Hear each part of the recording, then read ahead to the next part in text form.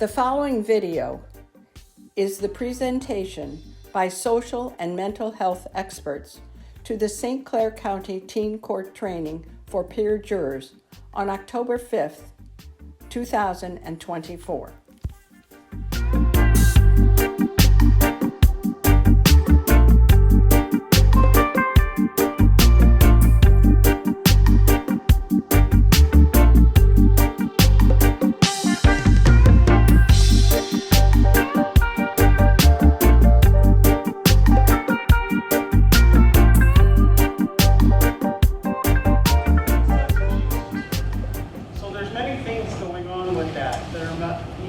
Affecting the brain and can affect physical as well as social, how people interact with one another. We do know that 1 in 6 youths, 17% of the United States experience a mental health disorder every year. 50% of all lifetime mental illness is diagnosed or begins at the age of 14. Also, the onset to treatment, when most people have their first symptoms, before they even get treated, because of, for whatever reason, either stigma, the cost of treatment, the availability of treatment, it's 11 years. And we know the sooner people are treated, the better off they are. Just based on the statistics I heard Judge Eckert speak about, 90% of the teens who go through this program do not reoccur in the system. I think that's amazing. I wish mental illness had that great of a statistic. But knowing that we can find treatment earlier is better. I listed on here some other things, how to diagnose if someone is having a mental illness, just feeling sad, withdrawn. And I don't mean just for a day or two. It's like ongoing, 2-3 weeks. You notice your friends are just not going out with you, not hanging with you, not talking to you, not texting you back like they normally would. If you hear that they're trying to harm themselves, either through cutting, burning, have a plan if you hear them talk about death a lot. If they start to share and give away their items, their treasured items, things that, like, it was their jacket they wore all the time. Don't be afraid to ask them, hey, are you okay? Is there something going on? Are you thinking about hurting yourself? Don't be afraid to ask that question. Because usually if you're willing to go out and ask that person that question, that means you care about them. And that's all that anyone is looking for. They want to be heard, they want to be cared for, they want to be loved, right? Yes?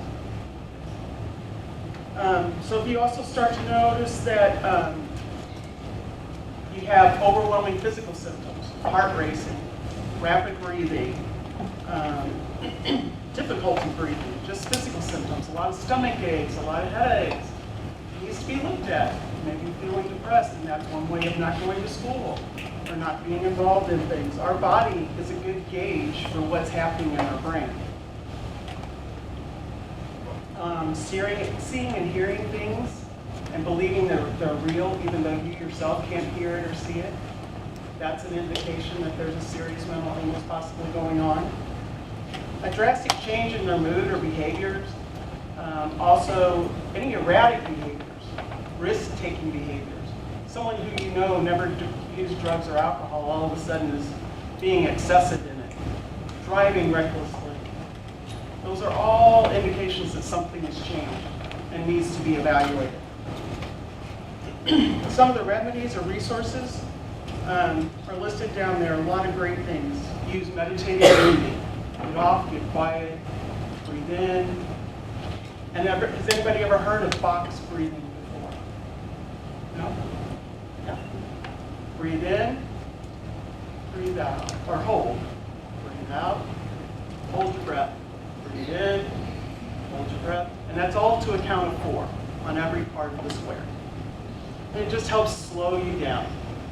Another way is also to go and excuse yourself, go to the restroom and put cold water on your face or ice cubes. That helps to reset the brain. It kind of like goes, oh, what's going on? And it helps to reset you. Find a trusted adult.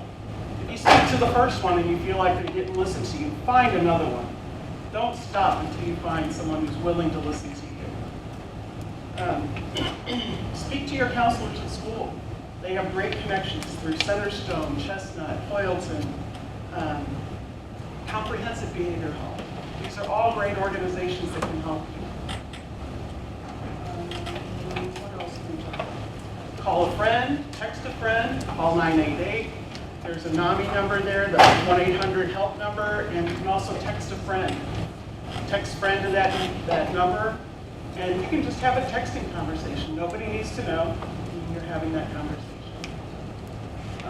The other thing I wanted to let you know, from a teenage standpoint, as far as with NAMI, in the schools we offer what's called Ending the Silence. It is a program that teaches you what mental illness is not, what mental health is, suicide prevention, and then after that we offer to the school what's called NAMI on campus. It's a club for you students to run on whatever you want to do as far as mental health, however you want to do it. You want to bring more awareness to your school, you want it to be kind of a small little group for yourselves to just have a place to come and talk.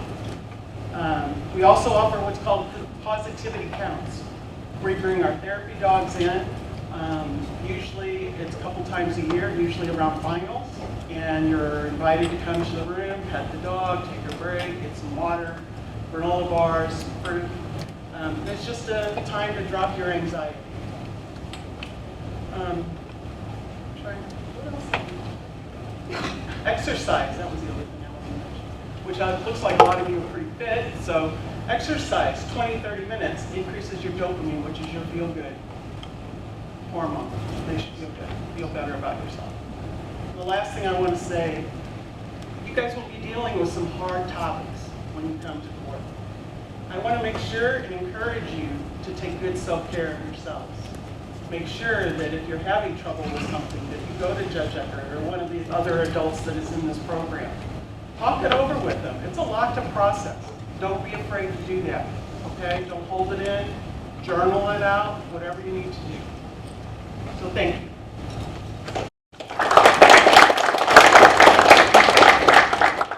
My name is Diana Cutback, and I work with the Heartland's Grief Center. And what you all are doing is very cool and very important.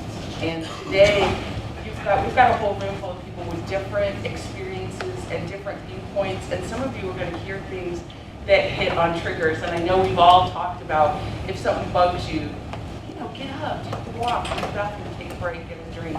I think the same as you go through the process of working with people, because sometimes you're going to hear stories that remind you of your own.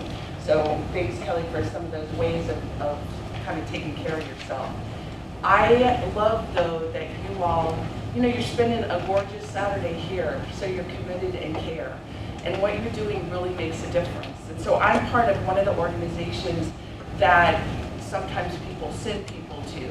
So let me tell you, I'm going to tell you a little bit about Heartland's. I'm going to talk a little bit to you about grief and loss, and a little bit about being a grief friend. I know in a room this size, there's people in here who've lost people who mean a lot to you, and those are some of the triggers that will just get you at times. But Heartland's is a place where you can send people. So Heartland's is a program here in the Belleville area, although we're in a number of schools across the area too. We have programs called Teens and Grief Tag in schools, and then we have groups in our center and things like that, as well as individual and family counseling. What you need to know, though, is in the state of Illinois, well, actually in the United States, 1 in 12 before the age of 18 are going to lose a sibling or a parent. That means in a room this size, 1 in 12 people, there's a lot more than 12 in here. And so people that are getting impacted by this. The crazy next number is that then when you're between 18 and 25, that number goes 2.5 times bigger. Like at this time when you're trying to do life and you're trying to manage everything you're trying to manage, to have a loss is tough. But here's a few things you need to know about grief. I think I'll save a little bit about Heartland's for the end. just a few things about grief, because I could talk to you about grief for a million hours. A lot of times, if we have more time, I have people draw a cat, and then we get a whole lot of different cats, because everybody knows what a cat looks like. Some of you are skilled and talented. I'm sorry, some of your artistic skills lack. But it's a cat. And I think what happens, the reason I have people do that is because everybody thinks they know what grief looks like. Give me a word that grief looks like. What do you expect to see? Holler it. Yeah, what do you expect to see? Depression. What else? What else might you expect to see out of grief? Ideas? Anger. Yep. All that stuff. Guess what? It looks like those two things, but it also looks like the cats. When I have people draw cats, it looks all different. Grief can look like being really introverted into yourself when you were a person who was outgoing. Grief can look like being mad. Grief can look like doing really dumb, risky behavior. Grief can look like working extra hard in school now and focusing just on that. It can look like a lot of things, and so sometimes people don't recognize that it's grief. And you all are going to be listening to people's stories. I always say that grief is not an excuse for doing something that gets you in trouble. There's not exactly right and wrong ways to grieve. There are definitely ways that get you in trouble, and you're going to hear people who've gotten in trouble, and grief may be in the background of it. So one of the things we do at Heartlands is teach other ways to cope and try to help people get the grief out in other ways, as well as connect people to each other. Because when you're feeling it, like, you just sometimes do stuff that doesn't make sense, impulsive stuff. And that's the stuff you all can listen for. Also, grief, people think grief is going to be over, so another thing you may hear is people who come and the grief happened 4 years ago, but now they're in high school, and it means something totally different to them. It's really different when you're thinking about walking graduation and your mom's not there.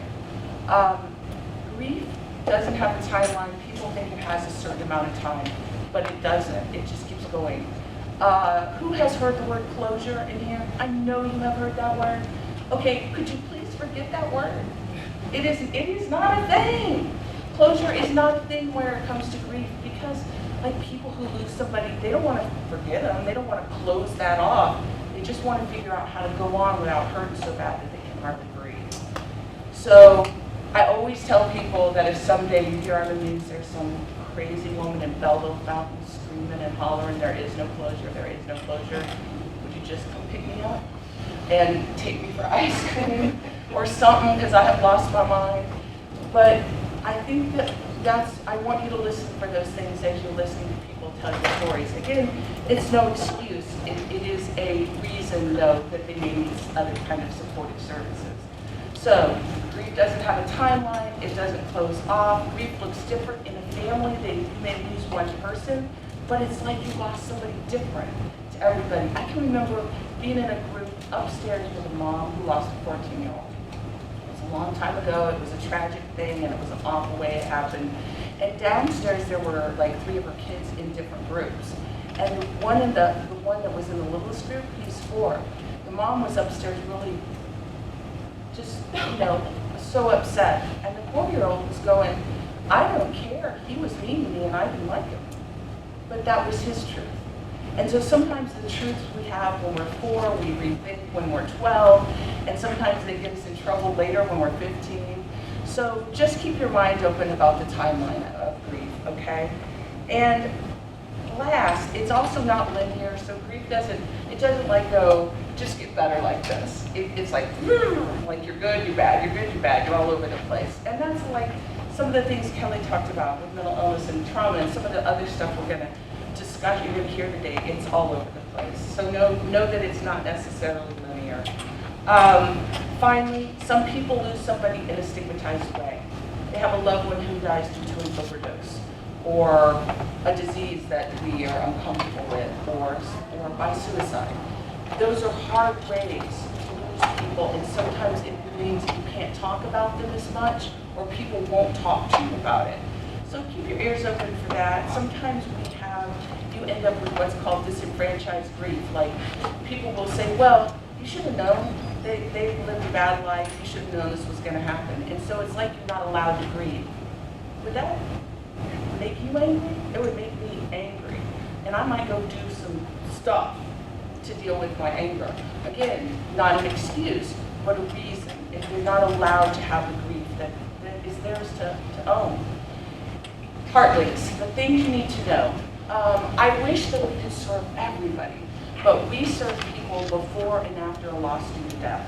So if you're working with kids who have either are anticipating a loss because somebody's really ill or in a dangerous situation, or they've had a loss due to death, that's who we deal with, and you can send them to us. We do counseling, family counseling, in groups, and like I said, we're also in the schools, and we provide services regardless of people's ability to pay, but and we don't use insurance, so they can come. But unfortunately, there's so much other losses that cause grief too. Losing a parent because they're in jail, losing somebody because they just dropped out of your life, a million other kinds of losses that I think we all know about. And unfortunately, we're little and we just can't serve everybody. But if it's a loss around the issue of death, we can serve. And finally, in your book, I won't take more time, but there's information about how to be a grief friend. I'm wearing it on my shirt. But there are things you can do if you're a friend. I looked at the page. It is 14A. That's my little section. Our information is in there. You can find us at myheartlinks.com or on Facebook. We have an Instagram called Friends Who Get It. And sadly, we have a TikTok. And if you want to see somebody making an absolute fool of themselves, you can go on there and just laugh at me because they're always getting me to do stuff. And yesterday, I had to use words I had never heard before and talk. But, really, I think my staff uses it to make fun of me, so feel free if you're having a bad day. Finally, around here, coming up later this month, we have Out of the Darkness Walk, which is a suicide prevention walk, and a walk that you can share in if you're a person who's had suicidal thoughts or if you've lost somebody to suicide. It's there. Heartlinks has a lot of specialty groups for special losses, special ages, you name it. But that's my time, so I'm going to let Montez go, and if you have questions, grab them.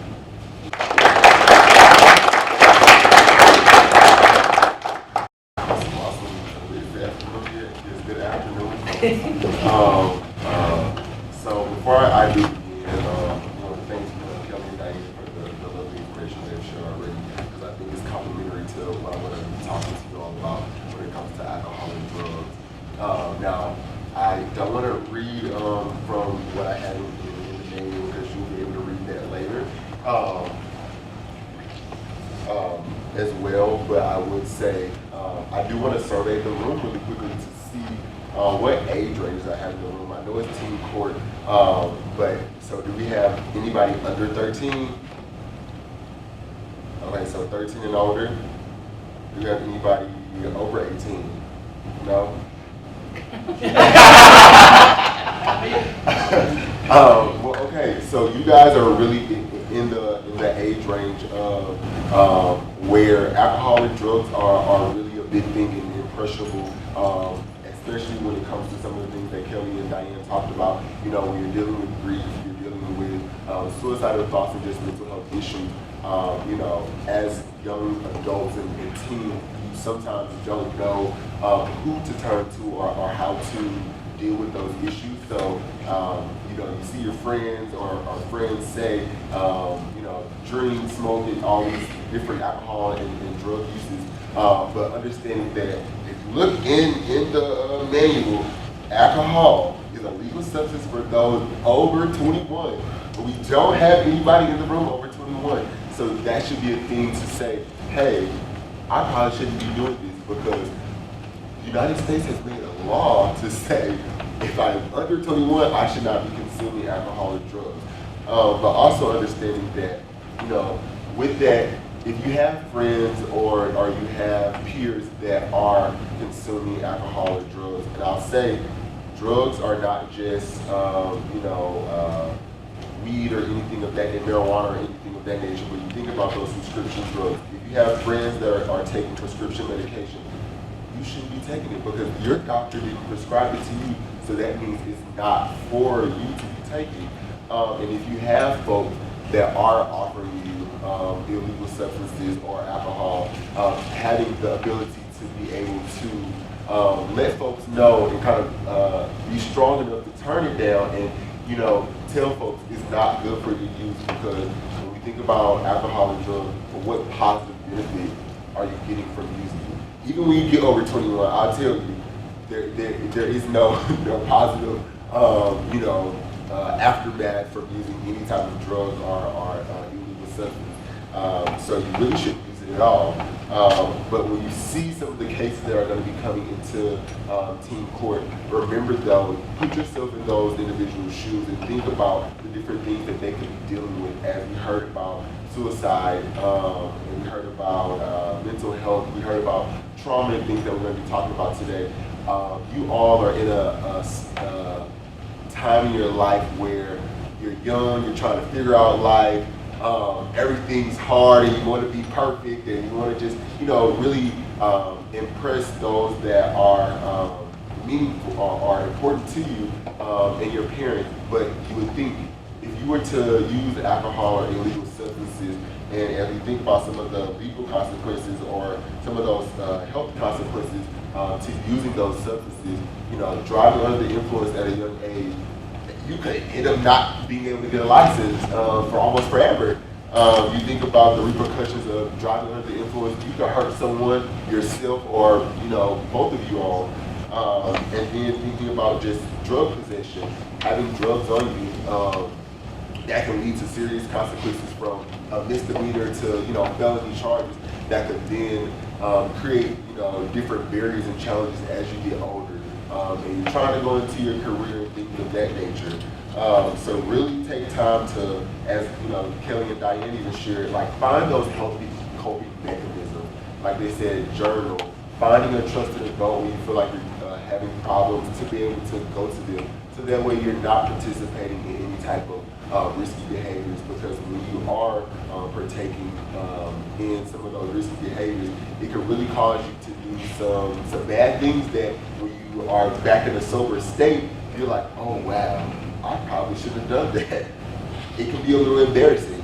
And so as you go through the cases, as you go through school, when you see friends that are struggling, when you see friends or you hear things, because I'm sure you guys are going to high school parties and stuff, and if there are illegal substances or alcohol and things there, having the ability to say, hey guys, I don't think we should be doing this, and really holding your friends and your peers accountable, because if you don't do that, then you are adding to the problem rather than being a part of the solution. And so you're here today because most of you want to be a part of that solution, to be team jurors, to really help your peers, because I know you probably, as we're out of our teens as old adults, we're old and we don't know anything.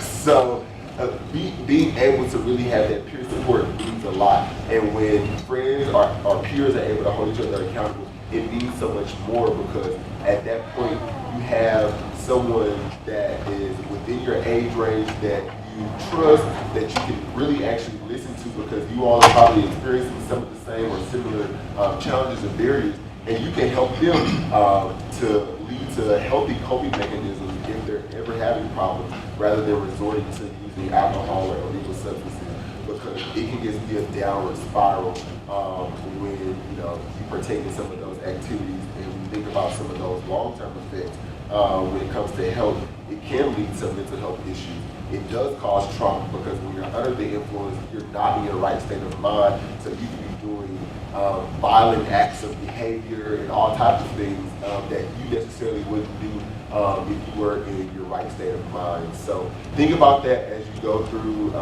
sessions throughout this session of court, and when you see peers that are struggling, think about putting yourself in their shoes and think about how, as a peer, being here today, I can help them to overcome some of those struggles or barriers, because without you all the future, so if you don't help each other, then who will help you when you all get older? And so as I kind of close out, I just want you to know there are so many supportive resources in the area that you all have. As you see, Nami's in the area, Heartland. I'll give a little spill about East Side Alliance because as you see my shirt, Love, we have a youth group in our organization, leaving our voices everywhere. So we are all about empowering you to use your voice, hold your peers accountable, but also hold adults accountable. Because we even think about in these instances, alcohol and illegal substances, you can't purchase them unless you're over 21. So you have to be getting them from some adult. And so if there are adults as well that are influencing you to do those risky behaviors, being able to go to another trusted adult to say, hey, this person is not being responsible and doing something that could negatively influence me, because they should be giving positive influences and not negative influences. And so when we think about, if you do hear of any peers struggling with alcohol and substance abuse, refer them to individual counseling, refer them to rehabilitation centers in the area, refer them to peer support groups and things that can help understand why they are partaking in those risky behaviors, and then how you all and other trusted adults can support them to not partake in those risky behaviors.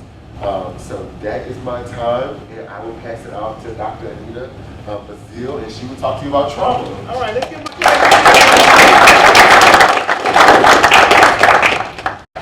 I have to apologize for my tardiness. I was going through a little trauma, but I made it. I made it. So I see on the tables there's some returning jurors and some new jurors. Let me see the new jurors. All right. I want to applaud you guys, both returning and current, for taking out the time to get back to your peers. It really means a lot to have you guys. I've been coming to teen court for a couple of months now, and I'm always impressed by the caliber of remedies that you all are able to challenge the youth that come before you to do. And they're always meaningful and they're always important, so you always ask questions. So I know you guys are going to make a difference in their lives, and it's not going to be a punitive difference. Okay? My name is Dr. Bazile. I work for Illinois State Police. My professional background is I'm a licensed clinical and forensic psychologist, and I get the privilege of doing community engagement for the state police. My background is trauma. Actually, I specialize in it, and I've worked for many years with survivors of trauma. Why is this important? Because I'm here to just give you a tip of the iceberg of how you can make a difference in someone's life who's experienced something that has negatively affected them emotionally, behaviorally, or maybe they've been placed in a life-threatening situation. One thing about trauma is things that happen affect people differently. So for example, if you lost someone, if you had the right support, the right people around you, you were able to process it emotionally, right? You may not get stuck in grief or stuck in depression or stuck in anxiety. Whereas someone that doesn't have that support, maybe not coming from a family that's intact, not having a support system, not having an outlet, may have a difficult time overcoming some of those events. How many of you guys know that playing a sport is helpful to your mental health and long-term being? How many people do that? Why do you think that is, playing a sport? Because that's a remedy you guys often do to people who've experienced life trauma. Why do you think playing a sport is helpful for people? Yes, sir. It helps you feel like you focus your energy on something positive. It does. You had your hand up? Thank you. I was also going to make one of the physical exercise is shown to boost your mental health. And in that teamwork, even if it's a solo sport, it's only you're going to have teammates. So it's going to be this is a good valve to connect with other people. Absolutely. So having a supportive coach. Yes, ma'am. Go ahead. Sorry. I'm sorry. You're good. Sorry. But just kind of relieving stress, because you're getting energy out, and it's kind of just quite taking work, so you're basically getting energy out mentally as well. Absolutely. It is a release, right? It's something that you like and enjoy. I have two hands up. It keeps you busy and also the team environment. Yeah, very good. I was gonna say the same thing. You get to be a part of a team that you can help. You can take your mind off of maybe things, release this energy, get moving, get physical activity, and you get to be around people your age and have a common goal. The reason why I say that is because one of the things that I'll talk about in terms of remedy is being engaged with other people your age. When you come across students or young people who have come from traumatic backgrounds or have traumatic experiences. So what things am I talking about when I say trauma? We know basically from the research that there are several key events that can happen to a person your age or younger. Before the age of 25, before the brain is totally developed, it can have an adverse impact on their lives, right? And some of the things I have listed in your book, I'll just go over some of the significant ones. Sexual abuse, physical abuse, emotional abuse, having a parent that's incarcerated, having a parent that suffers from mental illness like depression or a major mental illness like schizophrenia, not having that parent there. People who've been bullied, even witnessing violence continuously can have a negative impact on students. If young people are involved in the children and welfare system, sometimes that can be a traumatic experience as well. If they have a parent that is physically there but not emotionally there, could you imagine? Most of us come from good supportive families. But that makes a difference. That makes a difference in how people see the world, how people feel about the world around them, and then how they respond or how they behave in the world. So can you imagine being in a situation even before you start school where a parent is not there, or you have a parent that is abusing substances, or maybe, for example, you're abusing substances at an early age. All of that combined can turn out to be the perfect storm for some of the youth that are going to come in front of you. Also, traumatic events can happen environmentally. What's going on now in Florida and around us? Hurricane, natural events, right? Flooding, right? Also, how many people know that living in poverty can result in traumatic experiences? Tell me about that. I see a lot of heads shaking. How is poverty, or how can poverty be related to traumatic experience? Yes, ma'am. It allows like the family to be more prevalent in having like when they're a lower income family, allows for more stress and a lot of more like difficult situations, which can lead to violence in the home. And these children are then living in this environment, which causes them to face trauma. Right. Remember I said it can affect how you think, feel, and how you behave. So if you're around that sort of environment, it could be normal to you. It may not be normal to everybody in the room, but if you see that, you oftentimes you can be influenced in adverse ways when you come up in environments like that. Some of the things that you also may come across with youth, some youth have problems in school, right? They have difficulty paying attention. They have difficulty learning. A lot of what we've learned is some of our children, they may come across as kids with conduct disorder. They're misbehaving or fighting, or maybe even breaking the law. But what's underneath that is the trauma that they're trying to deal with. You guys get me? Right? And so your job as jurors is to not necessarily be a mental health professional, but when you hear something or ask questions, you might want to ask about, are you playing any sports? Are you involved in anything? Who's your support system? Who do you talk to? What do you do for fun? Those are questions that I've heard you guys ask in the past. Those are questions that get at, is this person someone that needs a little bit of support? Because they may find themselves in environments that might not be healthy for them overall. Also, in addition to behavioral aspects, there's also long-term health effects that come from living under this constant stress and constant trauma. What do you think would happen if you grew up in an environment and not only did you have a couple of negative traumatic events, but you also lived in poverty, you didn't have enough to eat, maybe your lights or utilities were cut off. What things physically, when I say physically, could happen or result in trauma, long-term toxic trauma when you're living in these environments? Yes, sir. So you heard the same place. They may, you mentioned OCD, they may develop habitual behaviors. Yeah, that will come in as a penis skin.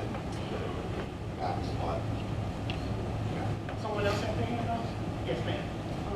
It can create like anxiety and long-term mental illnesses that these people that experience a lot of childhood trauma then have to suffer from for the rest of their lives. And they can be also, they can be reactive. They can be reactive. Let me tell you guys a story, and I want to wrap up here. But I had a dog that was attacked by a dog in my yard. And to this day, my dog won't go around that corner to use the bathroom. It's hardwired almost in his psyche of what happened. And we're like that too. Things that happen, especially for us as parents or you as youth, sometimes those things can be really hardwired because it was so traumatic when it happened. You get stuck, right? And you can't really get out of making sense of what happened mentally. And sometimes as parents, we can pass that trauma down to our children, right? Our children can pass it along to friends. Oh, no, don't go that way. That person is scary. So oftentimes people that experience trauma have various ways of dealing with it. And what we know from working with young adults, having a supportive person to talk to is very, very helpful. So what can you do in terms of remedies? Oftentimes, the jurors may ask or tell the youth that they have to go to counseling, right? Maybe counseling might be a remedy that might be helpful if you see a personal family struggle, right? One thing about counseling, and we had mentioned it the last session, is you don't have to say the number of sessions. Just have them, go to a counselor and let the counselor maybe do their assessment, the mental health professional, and see what might be helpful. So, and that leaves some leeway because the counselor may say, not only is the youth going to be doing therapy, but maybe they need family therapy as well. So that's a remedy. Another remedy might be asking them to journal, maybe getting emotions out about specific areas of their life might be helpful as a remedy. Also, vision boards. Maybe they're stuck and they can't see themselves behaving or acting in a different way. That might be helpful to have a person do a vision board with a positive things, right? Community service is helpful. How many people know that giving back to someone can help you stop it, right? So that might be a remedy. Yes. Okay. And also, I listed, sometimes social media can be toxic. So sometimes getting away from social media, particularly if you're suffering from depression, anxiety, or sadness because of a loss or a traumatic life event, sometimes refraining from social media might be just what the youth may need to kind of distance themselves from some things that might be happening on there. And last but not least, you have how it affects the habits of teens. You can subscribe to them. And I suggest when you do these things, especially books, have them write what they learn. And I think that might solidify and help some that you under my share. So that's what I have on trauma. Thank you for your time and attention. I will take my seat. Thank you.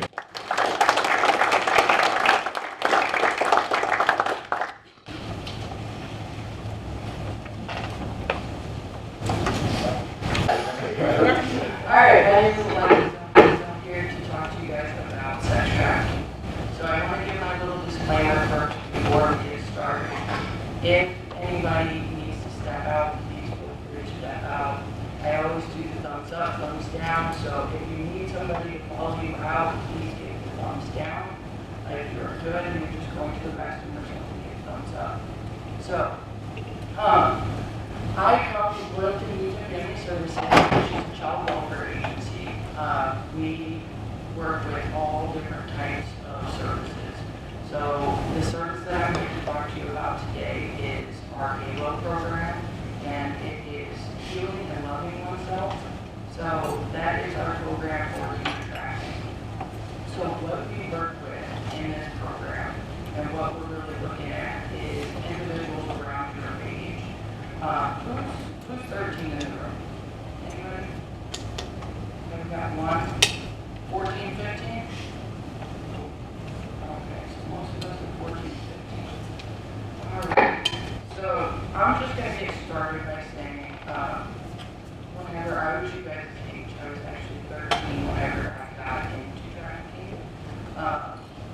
So I'm going to talk to you a little bit more on your level at your age. So at your age, what are some of the things that you see in the community that would reflect trafficking? Any ideas? Yeah? I can go now. Like something that was about trafficking, it's a bunch of people, it's a bunch of people, it's a bunch of house, it's a bunch of people, it's a bunch of belongings in the house. But so sometimes we text just use that. Okay, so he said, the stereotypical, bunch of people at one house, okay? So, let me back up a little bit. Does everybody in the room know what sex trafficking is? Anybody not know? Okay. Back up a little bit more. So the law is, it's a sexual act in exchange for something of monetary value. Okay? So, any sexual act in exchange for monetary value. Would drugs be something of monetary value? Yes, no? Yes. So, if I were to go out, and I'm going out with my friends tonight, right? And I go to this party, and Johnny says, well, if you sleep with me, I'll give you all this marijuana. Is that trafficking? Yeah. So it's a sexual act in exchange for something of monetary value. So there's multiple forms of sex trafficking, and I know we don't have enough time to get into them all. I'm trying to cram it all in 5 minutes. But another thing that you might look for is family members involved. So one of the big things with sex trafficking right now in our area is poverty. And so the parents are unable to pay rent right now. So I can't pay rent, but the landlord said if I send Timmy upstairs for a sexual act, then we don't have to pay rent this month. We now get another month without being homeless. So this is all survival, right? That would also be considered sex trafficking. The individual that is the trafficker would actually be the parent. Does that make sense to everybody? Okay. I'm going to break it up a little bit and talk a little bit about labor trafficking as well. So we have sex and labor trafficking, right?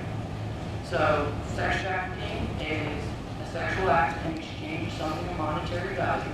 Okay. If they're over the age of 18, they have to prove force, fraud, or coercion. Under the age of 18, it's just a sexual act in exchange for something of monetary value. So if Susie goes out and sleeps with somebody for somewhere to stay tonight, then that is considered sex trafficking. They're not considered a prostitute. Do you know why they're not considered a prostitute?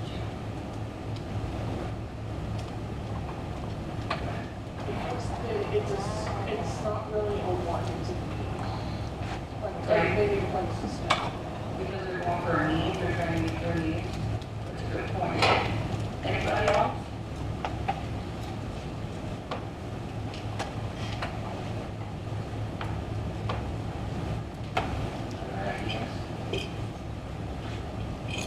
No. All right. It's because under the age of 18, you are not able to consent. You cannot consent to a sexual act. So you cannot consent to a sexual act in exchange for something of monetary value. There was an act that passed in 2010 that made it to where you cannot charge individuals under the age of 18 for prostitution. It makes them a victim. So that is for the sex trafficking. When we look at labor trafficking, what kinds of things might you see in your community that would indicate labor trafficking? Like, for example, like a kid, like a poor kid wants a job and go home, but this guy forces him to like, it's like that pilot. It's like doing a bunch of work for very little money. Doing a lot of work for very little money. That's very good. So the most common in our area right now is actually international labor trafficking, which is what they're doing is they're bringing people up from Mexico or from other countries, and they're coming up on a work visa, right? And then they get here, and they're expected to do a job. So they go and they start doing this job, right? And the they don't get paid. You say, I want to go somewhere else, I'm going to work for somebody else. And they say, good luck, because I have a passport, I have a work visa. Well, they keep that and then they let it expire. And now you're here illegally. And now you're at the hand of the owner. What about those who work unpaid, like, I'm sorry. what about those who work unpaid, like, you don't get paid, You get paid cash. So that would be taxed, going against taxes, that would be tracked. But if they were paying cash under the table and they withheld it, or they didn't give you all of your money, that would be labor trafficking. That's a good question. Questions on labor trafficking? Any questions on sex trafficking? Okay. So, we talked about the key components, forced, drive, coercion. Do you know what each of those words mean? Okay, what's coercion? Isn't that like when they persuade you, so they're not necessarily giving you like the straight facts of what is going to occur, and they kind of like twist the truth, so you aren't fully aware of what's actually going on. Mm-hmm. So not long ago, there was a case in Edwardsville, Illinois, you guys know where that is? Yeah.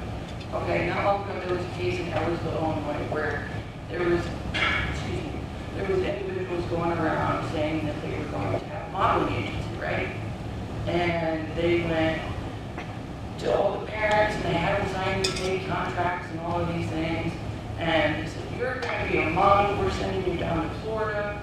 This is going to be great, congratulations. And they pump them up, right? And the parents sign a contract and they go to the people.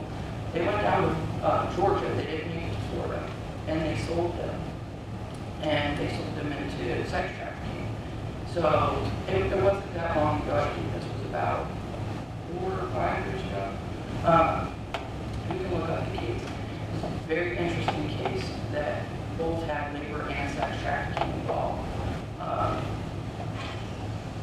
And then, let me try to stay on track.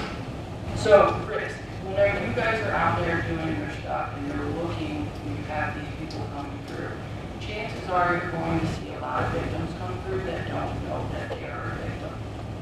Okay? And that is almost as traumatizing as knowing that you're a victim and coming in and admitting it. So, whenever we have individuals like that, it's important not to tell them you are a victim, because they may not identify as a victim. Okay? I want to go somewhere else. I want to work for somebody else. But they say, good luck, because I have your passport. I have your work visa. Well, they keep that and then they let it expire. And now you're here illegally. And now you're at the hand of the homeless. Yeah. What about those who work underpaid, like under the table? I'm sorry. What about those who work under the table, like you don't get paid, like you get paid cash? Get paid cash. So that would be tax, going against taxes, that would be tracked. But if they were paying cash under the table and they withheld it, or they didn't give you all of your money, that would be labor trafficking. That's a good question. Questions on labor trafficking? Any questions on sex trafficking? Okay. So, we talked about the key components, forced, fraud, and coercion. Do we know what each of those words mean? Okay, what's coercion?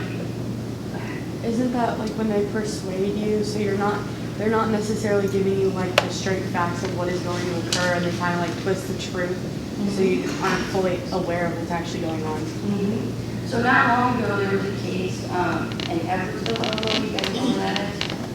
Yeah.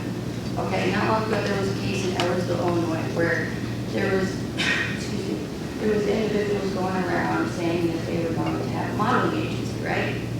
And they went to all the parents and they had them sign these paid contracts and all of these things. And they said, you're going to be a mommy, we're sending you down to Florida, this is going to be great, congratulations, and they pump them up, right?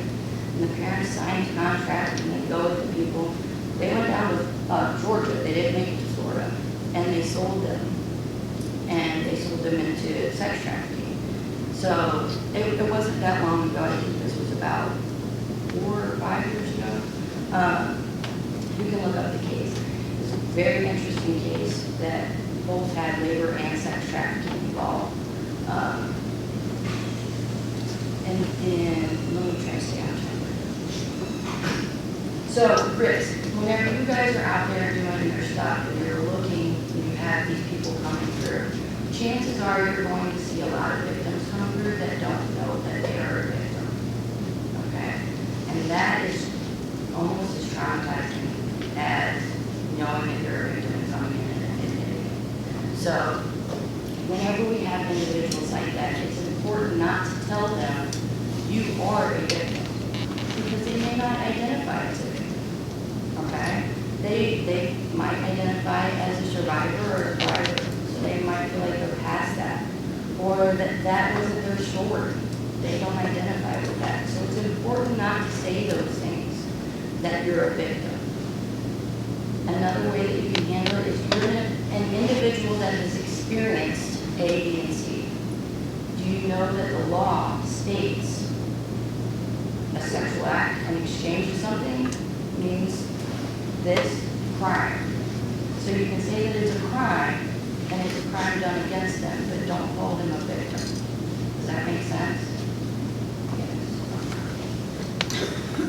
So we went through forced fraud and coercion and some of the risk factors. What would be some of the other risk factors that you guys might see individuals coming through that are victims of sex trafficking or labor trafficking?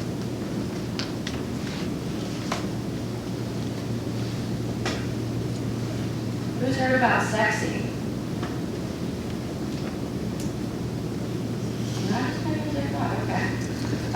So, sexting, whenever people are sending pictures around, a lot of the times those pictures make it to on the internet, pedophiles, and they share them in exchange for something of monetary value. That is a sexual act in exchange of something of monetary value.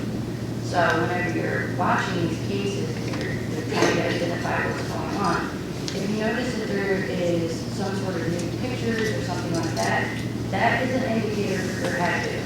Oh, I need to ask more questions. I need to take a step back and look at what's going on in this situation. Is this person doing this by choice? Were they coerced?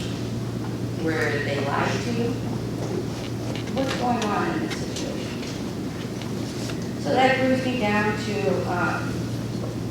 what kind of things can help. So utilizing a victim-centered approach when working with survivors. So they are the expert of their story, okay? They are the expert of them. You cannot tell them their story. You give them their opportunity to share their story with you. Trauma counseling, as some people have stated already, we offer at Loyalty Trauma Counseling, we also offer a HALO program, which is for survivors of trafficking. I created, we'll do this really quick, I created HALO from being in the light. I got out and there was no services. So one of the things that I did is I took a step back and I looked at what services were needed when I got out of the light, and I created a program around that. And that's what healing and loving oneself is. So if you or someone you know is struggling or maybe a victim or at risk of trafficking, HALO would be a good option for them. Another, this is my last little tidbit, another support group. There's some survivor groups that are not really known. So if you need help connecting someone to a survivor group, please reach out to me.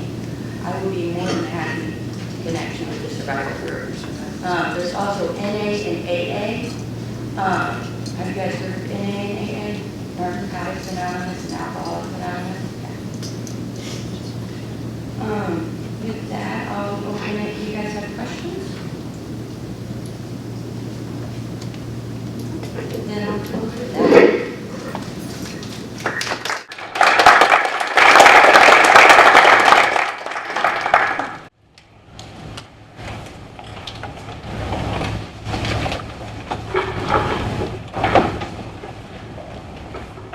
Hey guys, first of all, I want to say congratulations to everyone here.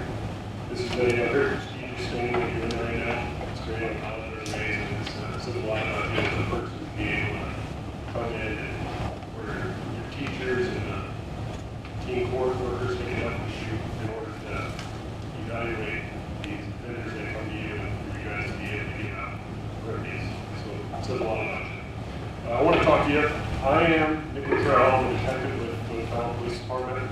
And I actually do the social media mentoring sessions, which you'll see as home remedies. And I started probably in around 2020, 2021. We had a couple of cases of kids come to the teen court program that had offenses directly related to social media. Back when it was, social media that caused damage to school property, TikToks, and people breaking social dispensers, breaking things. And I worked a couple of cases that were directly related to social media, and that's kind of where this spun up from. And since I've had a bunch of cases that are a lot more difficult to trace back directly to social media, but with the widespread social media and how prevalent it is today, it really affects a lot of these kids. And Judge Edgar and I thought enough the social media aspect that it needed to be continued to be offered to kids that commit offenses that are not directly linked. So what I do typically is I meet once with a remedy of social media mentoring sessions assigned. Typically I'll meet several times. Generally it's determined by you guys as the jurors. And the parents, I'll reach out to the parents, and the parents will bring their kids to the O'Fallon Police Department. And I use the O'Fallon Police Department because I have access to a lot of rooms.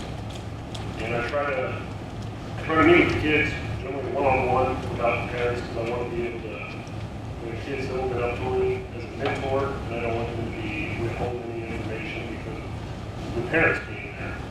And I also try to meet with the kids kind of just like I am right now, dressed like this. I try to distance myself as far as being a police officer because most of these kids are probably arrested. That's why they're in this program. And I want them to be able to open up to me as like a peer-to-peer relationship, not looking at me as a police officer. I want them to just be able to open up, and if they're engaged in deviant acts on a daily basis, I want them to try to open up and speak about those things so we can work through those things. Generally, we talk about a lot of social media things. Obviously, the easy stuff is decreasing social media usage. For kids your age, there's lots of studies that show that 51% of kids your age spend 4 hours or more a day on some form of social media, which includes any social media app, YouTube. And I know when I have an iPhone on Sunday, I get my screen time notification, it's alarming. Because even for me, I don't think I use social media all that much, but on Sundays when it hits me, you guys get these or like anyone? Like on Sunday it hits me and it tells me how often I was on my phone and it shows me some of the apps I was using. I'm like, that's crazy. Like something must have my phone. And I think it's very easy to say all of us could benefit from reduced social media usage. I don't know too many people that would self-admit, hey, I think my life would be better if I just use Facebook more or if I use Instagram more. So we go over a lot of ways we can cut back on screen time. But we also talk a lot about the things I see really that are prevalent. And a lot of people keep these things really internally. But there's a lot of mental health issues that can develop from social media. And that includes just feeling left out, seeing others having fun and having a false sense of reality that others are always having fun and bullying. And when I was your age, I started this teamwork program. I was a very young officer. It was nice because I was just a couple years, I'm 29 years old now, but I was just barely older than you guys when I started doing this program. And it worked out very well for a mentoring relationship because I could relate to you guys. I still try to bring up my interview and relate to you guys. I really don't remember it coming out, but I still think I kind of know high school. And I just very difficult to see people having fun without you. You have a spare moment, you pick up your phone and you'll get on Facebook and you'll see, hey, these people are having fun, like I never was invited, kind of makes me feel bad. And it's about trying to break this habit of being able to, every moment when you're not busy, you're in an elevator, you're standing around waiting for classes start, checking the phone, and if you can identify yourself as someone who struggles with that hurts your mental health when you're seeing these things, it's about trying to find a way to stop. This stuff is ridiculous. And people keep coming back. They're going to keep checking on social media. They may be out with their family, but they know their friends are out doing something else, and they're going to keep checking social media to see what their friends are doing, to see if they're having a good time. And that hurts your own mental health. It hurts in the moment. You're not involved with your family and friends. And a lot of times, you got to try to find a way, some alternatives for the kids. And I know you're talking about sports, clubs, friends, and support systems, but that's really the most important thing. It helps with cutting out social media. It also helps with cutting out these criminal offenses. A lot of the people who are going to come through this program, they may struggle with an identity. They may not feel like people like them. They might not have good connections at home or with friends. And as part of my mentoring aspect, I want to try to instill good habits and get these people in the right direction. I meet with them for a couple hours. It's tough for me to make a huge impact in those couple hours unless I can help instill change that carry on. And that involves working with their parents, trying to find friends that they can hang out with, and getting them involved in school clubs and sports, something that can continue. Because most of these kids, you will find out, they struggle with that. A lot of them may be loners, they may not have good support systems. So I think one of the most important things for deterring this behavior and changing their behavior is to get them connected. Get them connected to people that care about them. Some people, families are different, and they might not have that, but then you've got to find a way to try to get them connected with people that will, through school, teachers. And when you're talking to these kids and deciding on remedies, obviously if there's any social media issues that jump out at you, I encourage you to send them my way. But also if you're finding kids that just seemingly have an identity problem, they don't seem involved in anything, they don't seem like they have those support systems with family and friends, I encourage you to send them my way. I try to give my personal phone number out to parents and to each kid that comes in, because I want to be the person. If they don't have anyone to talk to, and if they have an interest and they have a sporting event or something, and no one is seemingly around to care about what they did, I want them to reach out to me and say, hey, look, we won our game today. And so I try to, the best I can, meet with them a couple times and try to continue a mentoring relationship with them. And so social media and any identity things, I just encourage you to just send them with me.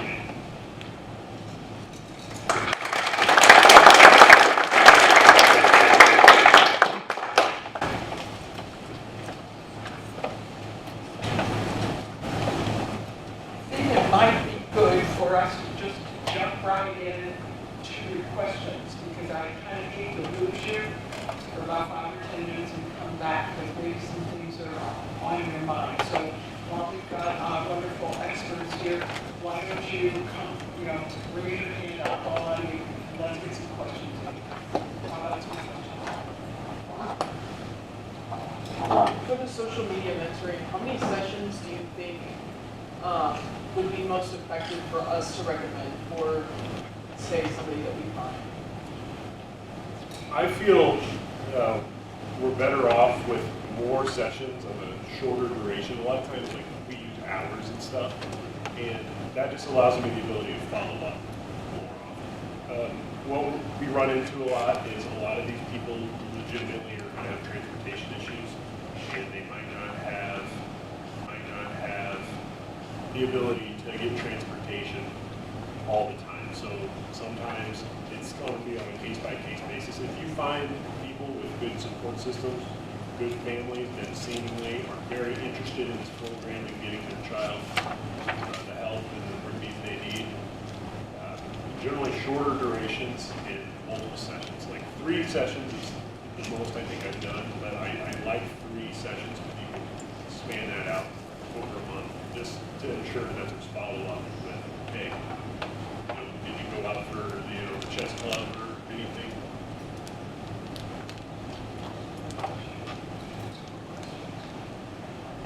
Two questions. First for the sex trafficking expert. So my friend has a problem earlier, like an hour and a half or something. I just did. So what was hypothetically, what should you do since you like a specific shirt and under 18? Saying earlier, you said if there were an instance where an individual received like an explicit picture, what you should do in that state or that situation? If they're under 18. If they're under 18. So that is considered child pornography. You need to go to the police or a trusted adult and have them handle it and go to the police because that is putting that individual into a victim. Yeah, so my friend has the issue. Like someone says this is someone like who's under 18 sent a picture, and I don't know what happened to him. So that's why I was curious. Yeah, I would definitely say that you need to report that. Yeah. So for the alcohol expert, all we use this is so for the alcohol expert, if I suspect that someone is going to be alcoholic and tries to not actually prevent some things, so should I take those steps before I report something to the police? That's a great question. And so, just to make sure, I want to make sure I heard you right. If you have a peer that is consuming alcohol or illegal substances, you're saying what steps you should take to either go to the police or what steps to kind of assist them in that manner. Is that right? If you suspect someone is doing it, Is that you don't know the term. Okay, yeah. And so I would say the best thing to do would be contact their trusted adult to kind of let them know that there is that suspicion of abuse of alcohol or illegal substances, so that way they can intervene and then kind of ask the more probing questions and they're able to actually figure out if it is a real issue that is going on rather than it being hypothetical. And then from there, that adult would be able to assist that youth with getting whatever support services that they need. But I necessarily would, you don't want to accuse without proof. That is one thing that I'm glad you asked that question because sometimes there are instances where there are behaviors that could seem to be due to being under the influence, but you never know that that person may be taking prescription medication or something that is causing some type of side effect, and so you never want to make anyone feel bad or accuse them for anything that you don't have proof of them doing. But if you do suspect someone is that's under the age of 18 using alcohol or drugs, contacting a trusted adult to be able to kind of help intervene. Thank you.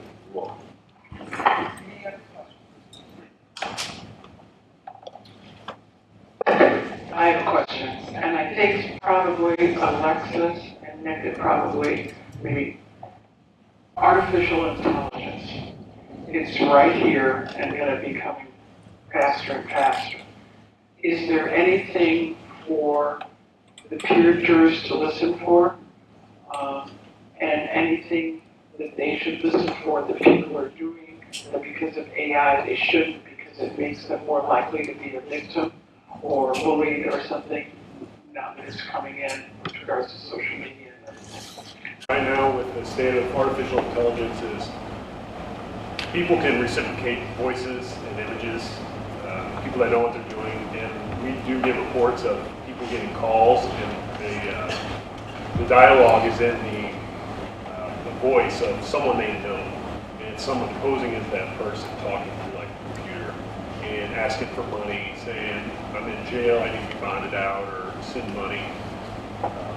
That's about as far as the extent of where AI is right now. Obviously, I have no idea how fast this is going to come along and change our lives. I'm along for the ride.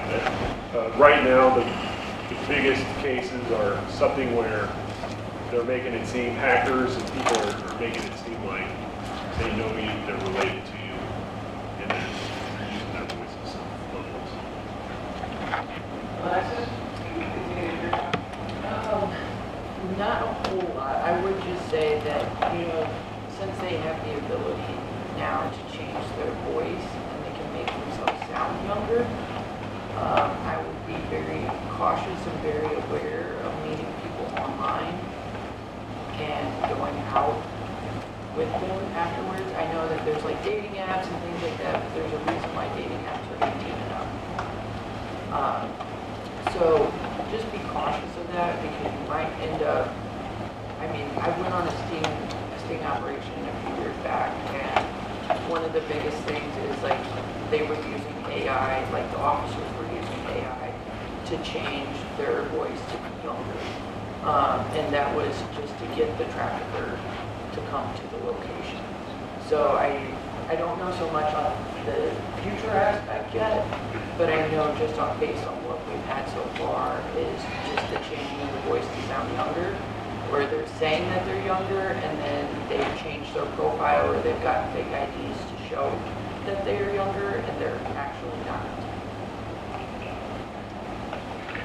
How about any questions? Well, I'm sure you'll join with me in thanking our experts who came